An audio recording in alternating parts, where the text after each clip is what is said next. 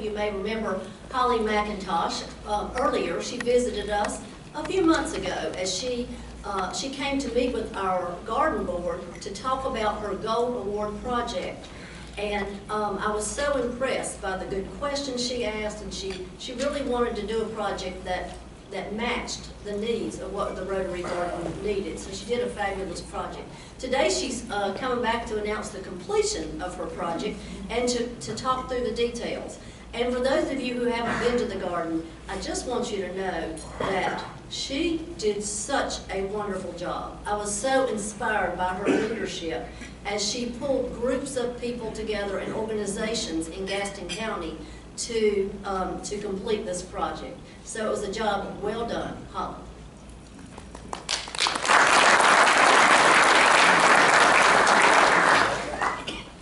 Hi, my name is Holly McIntosh, and as many of you know, I have just finished my Girl Scout Gold Award project.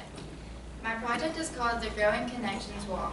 It involves getting art departments from different high schools in Gaston County together to paint a mural on the rough wall behind the pavilion in your Rotary Community Garden. It was a challenge to coordinate the schedules of many different people involved, but the weather proved to be the most difficult factor. Many of you have taken the opportunity to see the wall and know the results are outstanding, if I do say so myself. The goal of my project was not just to paint a pretty picture, but to make the teenagers in our area aware of the garden and its purpose of helping to feed Gaston County residents who are in need. Different students submitted designs for the wall, and the Rotary Garden Committee chose the one they thought best fit the garden and our community. Every Saturday for about 2 months, giving a few days to the weather, the average of 25 students came to help paint the wall. These students never ceased to amaze me with their incredible talent and passion. Over the 2 years I have been working to earn this award, the biggest thing I learned was the importance of relationships. Through my relationship with Girl Scouts, the idea for my project was born. Through my relationship with my project advisor, Ms. Jane Sumner, and the Rotary Clubs, the idea became a plan.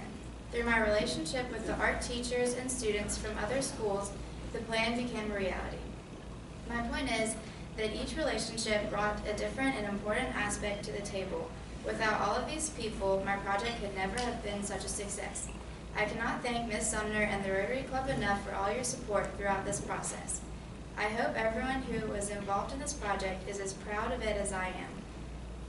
On the day we finished, we just sat and looked at it for over an hour in awe of our hard work all coming together. I sent an invitation to your whole Rotary Club to the dedication of the Growing Connections Wall this Sunday at 2 o'clock at the garden. I hope you will all be able to join me in the celebration of everyone's hard work. And I will be glad to talk to anyone after about the process and anything, and I have lots of pictures to show. Stay out of the ants. I'm sorry? Stay out of the ants. Don't Oh, step. yes, we tried. Thank you.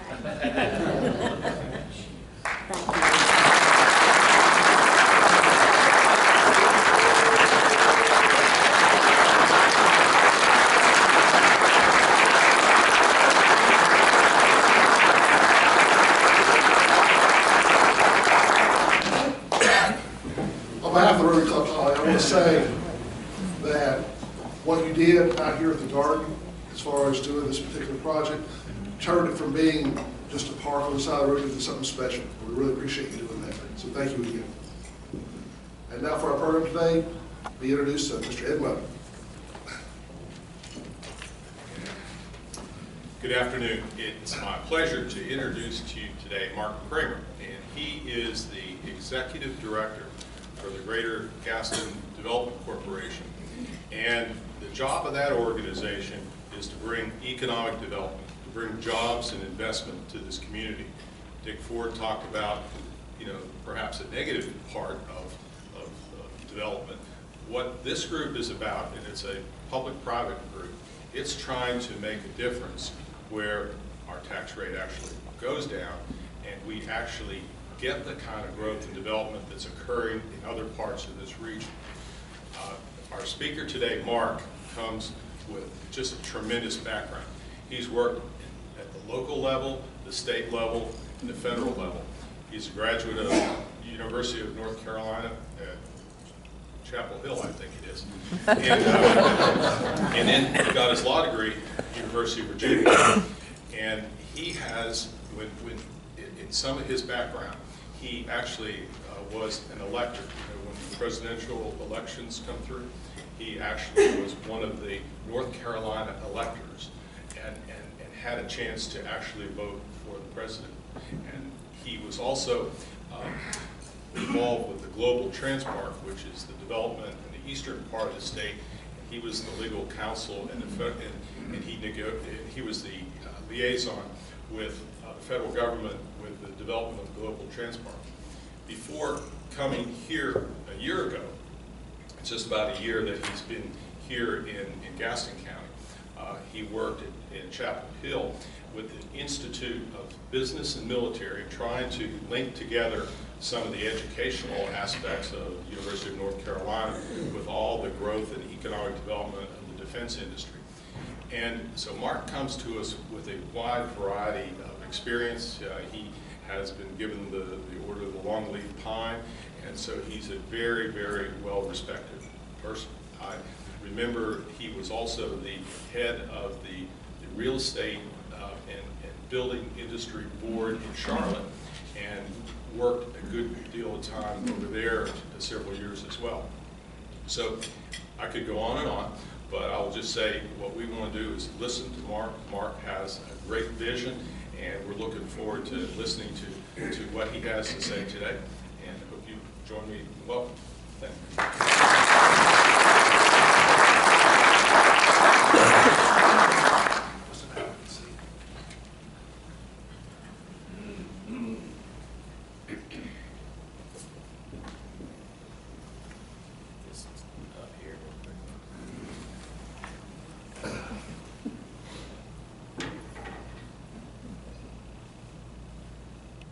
Great.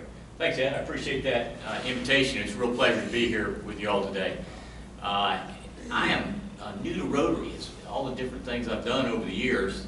Just within the last year, I've been to a couple of different Rotary meetings over in Charlotte, and have had the pleasure to, here in Gaston County, to come to a couple of different Rotary meetings. And I can't tell you how impressed I am with the leadership that Rotarians show at the local level, all the good work you do, and what the organization does internationally, in the area of polio and literacy and the other things that Rotary does. And it's a real pleasure and honor for me to be here with you to tell you something about the story of the Alliance for Growth and the Greater Gaston Development Corporation and what we're doing, and give you an update on that. I know many of you here, I know, and you were involved in a lot of this, the planning and the committees we had and everything else, and what's gone on since. So I really do appreciate all that commitment, and it's just a great testament to your community involvement, how many of you were involved in this whole effort. So let me go through a couple of items here. Got a problem with my presentation here. Let's see.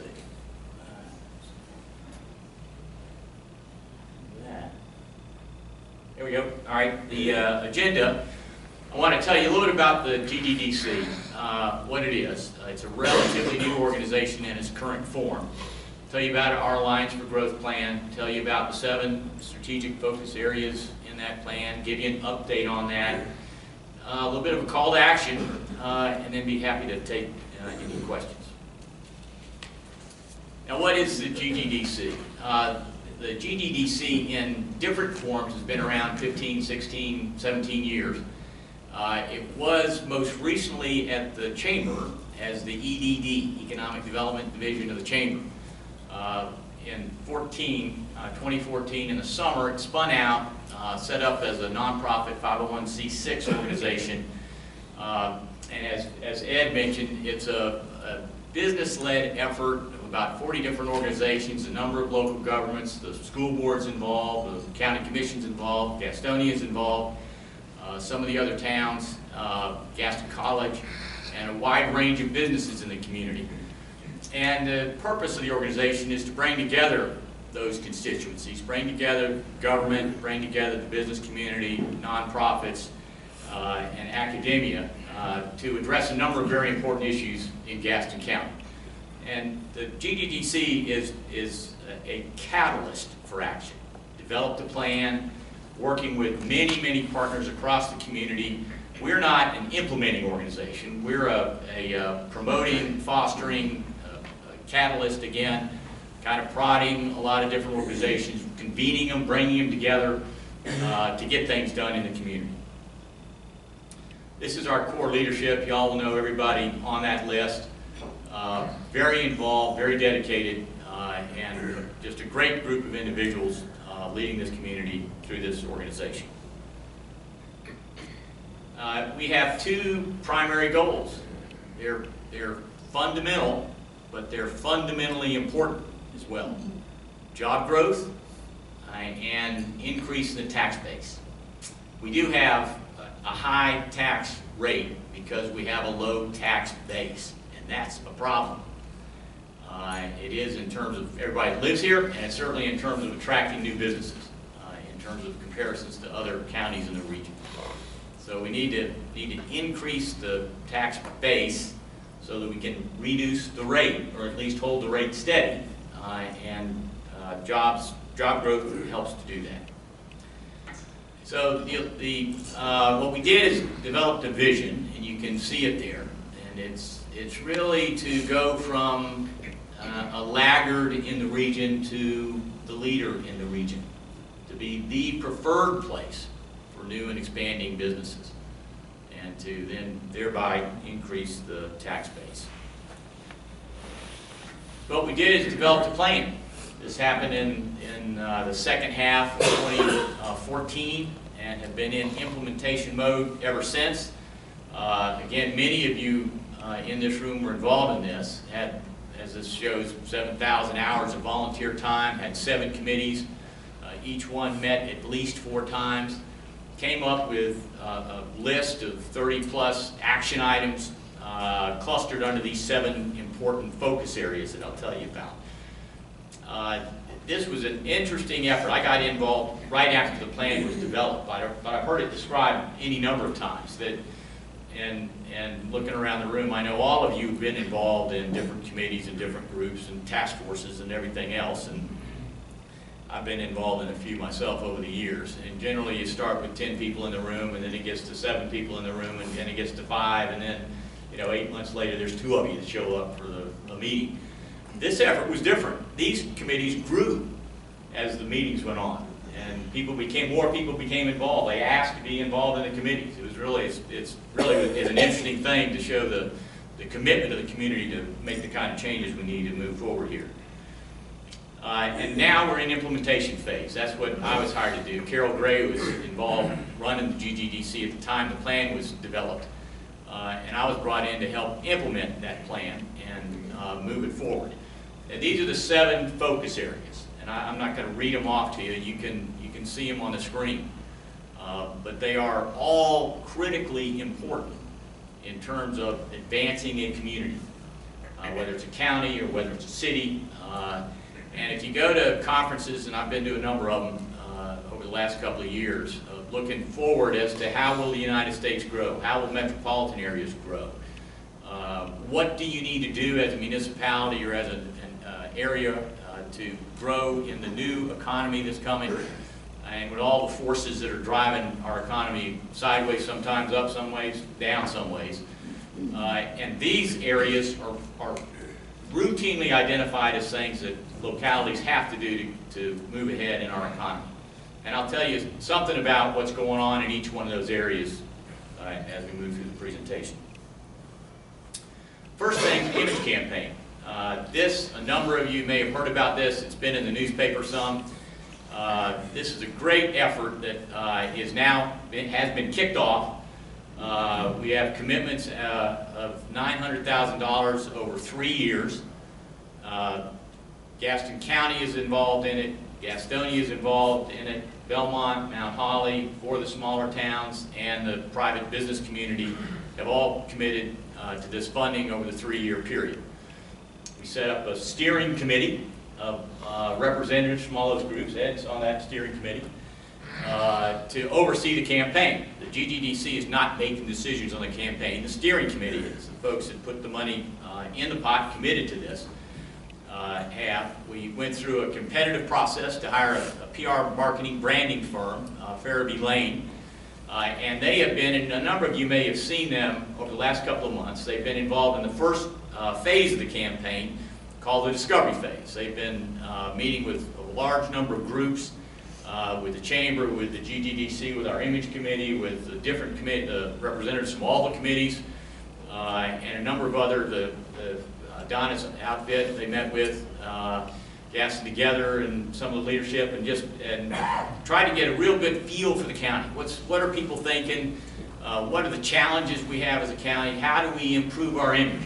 And it's interesting because in all those discussions, and in what the Image and Marketing Committee for GGDC discovered, was that really we have a sort of an outward image issue we need to address, and we have an internal image issue we need to address as well. Outside of Gaston, we're just not as known as we need to be among those people who are deciding where to open new plants and start new businesses. And internally, we need to be more positive about the great community we are and what we have to offer this region and what we have to offer new people coming to this region. I mean, if you saw the statistics over the last few years, I mean, in the next 15 years, 1 million new people will move to this region. 1 million new people. And we'll have a shot at a lot of those folks coming to this area. They won't have 60 years of history. They'll be new. They'll say it's Charlotte, it's the region. You know, let me see what's going on in Gaston County. Would I like to live there? Would I like to put a business there? So this campaign will be both inwardly focused and outwardly focused. We're very, very pleased with where we are on it. And they're right now in the conceptual and creative stage, and the steering committee will get some ideas from them in the next couple of weeks. So making great progress there. As the plan was developed, our leadership and the committee leadership got together and said, okay, you got 32 action items, you can't attack them all at once. What's the most important thing out of these 32 items? And the things I'm going to talk today about are at the top of that list. This was at the very top of the list. New bridges across the Catawba and across the South Fork. Going into the west of the airport, sort of West Boulevard, you know, where that comes into I-485 now. This is the old route of a short section of the Garden Parkway project. This, we think, is really the key portion in terms of kicking off economic growth in Gaston County, especially the southern portion of it, especially connection to the airport, the new intermodal center at the airport, access to it, access from residents in southern Gaston, southern Belmont, across the river, into the Beltway and into the airport. This probably nothing more important in the immediate term and midterm in terms of pushing growth in Gaston County than getting those bridges across the river. I mean, if any of you have been on 480, I'm sure you all have been on 85 and you've had a wreck and there's a bottleneck and you can't get across it, it's a problem. And so we need better access across the river, and this will give it. The MPO, with the Metropolitan Planning Organization for Gaston, Lincoln, and Cleveland County, approved this project. It's gone to Raleigh for scoring, they call it, under the new law that was passed a couple of years ago. And high importance, I know it is for the city. I know it's on the county's legislative agenda, and there's been a lot of interest in this, and continue to work to get political support. A lot of interest on the Mecklenburg side, a lot of interest. And in something like this, where you're connecting 2 different counties and 2 different metropolitan planning organizations, having both on board fully is critical to making it happen. And the Mecklenburg guys, folks, really are a big project on the Mecklenburg side that's has been in the paper some, to the west of 485 down to the river, and they're very interested in this. So optimistic about it. It's a long time frame. It's out there, but you got to work it every day, even though you know you may not be driving across it for 10 or 15 years, because it's that important. Spec buildings and new development sites. As of a year ago or so, there were no spec buildings available. The county stepped up with EDC, and they've got a project underway, broke ground not too long ago on a new spec building in Tech Park, which is great. It's a company called Maestro. They're funding it. It's a 50,000 square foot building, could go to 100,000. I think they're interested in another site in the park for another spec building. You got to have some inventory for people to look at if you're trying to attract industry. If you don't have any spec buildings, you don't have the inventory. So that's moving along well. Very pleased with that. A lot of interest in the building that's going up apparently, so it may not be spec for long. And have also, the county's invested in a fund, $120,000 fund to take certain sites, most of them privately owned, closer to the point where they're shovel ready, where you can really get in and develop them. And that's important too, because we need more sites in Gaston County to attract new industries. So that's moving along well. I'm very, very pleased with the county and EDC and the progress that's been made in that arena. Now, workforce preparedness. This is, mentioned Gaston College and the award they won. They've done a great job in this, and this is another one of those areas where we're working with a bunch of partners that are very engaged in workforce preparedness. But we in Gaston County are really one of the leaders in the state in terms of all the things we're doing, and this is a list of them here. The first one there is the Career and Technical Education Oversight Committee, which the school board set up to look at career and technical education in the school system and how it integrates and relates to Gaston College. 4 business representatives in this committee, which was really, I think, the first time that's really happened. And then some county commission appointees and school board appointees to it.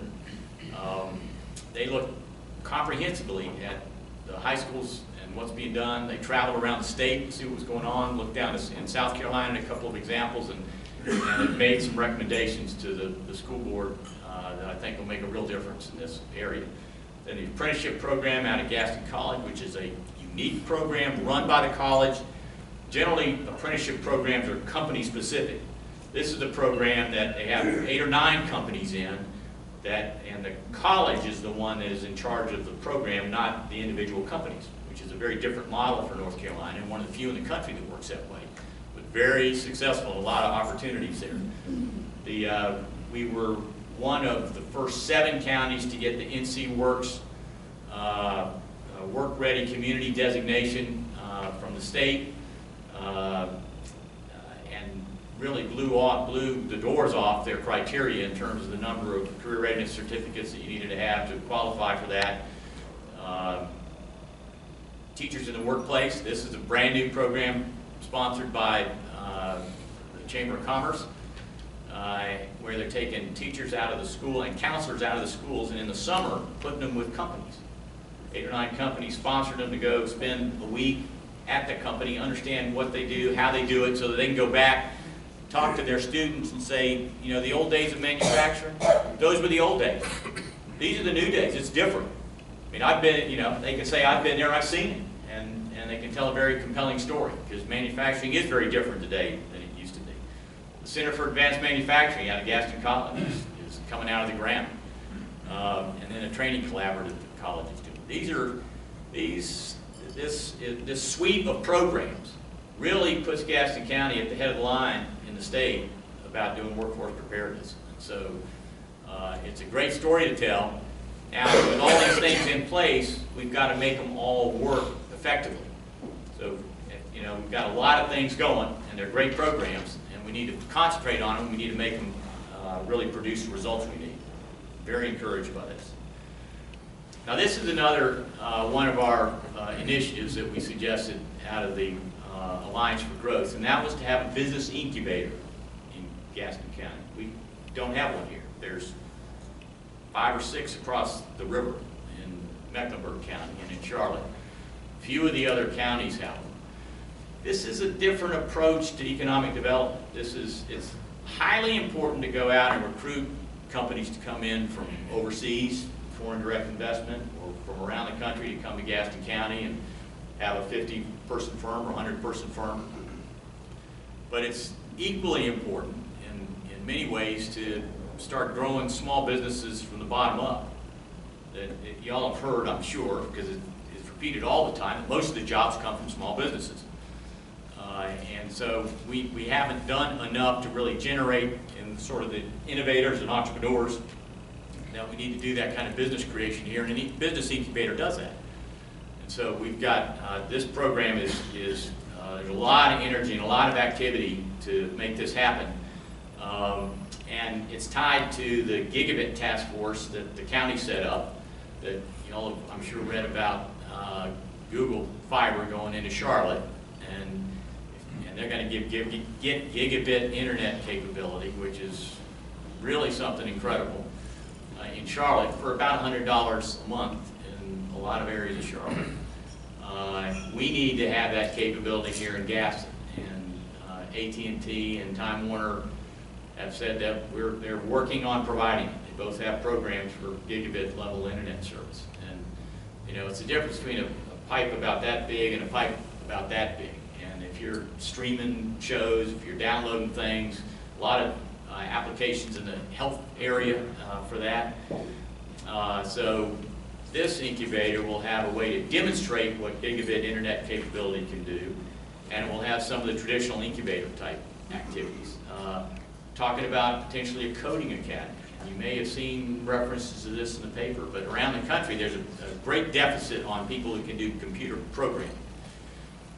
And you don't necessarily have to go to a 4-year college or even a 2-year college to get the fundamentals of computer programming.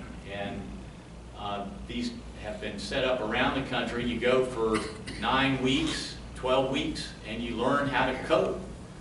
And they're trying to fill this need that around the country for computer programmers, and we're looking at trying to attract one of them. And then there's a makerspace, which we're also considering, which is 3D printers and laser cutters, and you'll have people come in and make prototypes of different ideas, different concepts they've got, and you can do that in this incubator. So working on this, the county's committed $975,000 to this for a 3-year run of it, and we're involved in the site selection and a lot of activities taking place here. And, you'll be hearing more about this because it's an exciting thing that really puts us on the map in a big way. Last thing I want to touch on is improved regional relations. This is one of the things that we needed to do. We're cannot be an island unto ourselves. We are part of the greater Charlotte region, an integral part of it, an incredibly well located part of it next to the airport. Our airport just happens to be across the river, which is the primary job driver in the entire region. And we're better situated to that airport than actually a lot of Mecklenburg County, as a matter of fact, and certainly any of the other Marine counties. So we've been working to try to kind of broaden our engagement related to the airport, related to the region. There's a group called the Global Vision Leaders Group that Tony Zeiss at Central Piedmont Community College started. It's about 150 people in the region very interested in making the Charlotte region a hub of international commerce. So we had that group come over. First time they met outside of Charlotte. They came over here, met in Belmont in October. Had 120 regional leaders here. Had a great turnout from Gaston County of our leadership, and met, and we've got some of our people more engaged in that. We're also looking very closely at the major planning effort around the airport that's taking place right now. Charlotte's spending almost $1 million, hired some consultants to plan a 25 square mile area around the airport. Now, their western boundary of their study area is right through the middle of the Catawba River. So we're not in it. Now, since we got wind of that, we've been very vociferous and very vocal about Gaston needs to be part of this study. And so we have the ability and have had some discussions with the consultants working on that study for the airport and the airport leadership about expanding that study formally to include Gaston County. Now, we're going to have to pay for it, but we need to be the most closely integrated county with that entire study and that plan, and where they plan to push growth and push businesses and push manufacturing related to the airport. So you'll be hearing more about that, but we are very well located. We have to take advantage of that locational, take advantage of that location, the location we have, and we need to maximize our benefit for the airport. We need to be intentional about it. You don't want to sit here and just sort of let whatever falls our way roll our way. You want to go get what you want in terms of the kind of development that will spin off that airport. So we're working that. An example of kind of the new heightened awareness is that you may have heard the Chinese ambassador was in Charlotte last night celebrating the Chinese New Year. First time they've come outside of Washington, D.C. to do that anywhere. They came to Charlotte, and there was 4 of us from Gaston County that were invited to go to that based on our engagement in these other activities that took place, and particularly the Global Visions Leaders Group. So you may be hearing more about that. But we're working hard to make sure that we're adequately integrated into everything that's happening in the region. So those are the top items in what's going on. There's a lot of other activity taking place on a number of the other action items. I want to give you just a few takeaways as I wrap up here. There are many of our community leaders engaged in this effort. This plan is not something sitting on the shelf.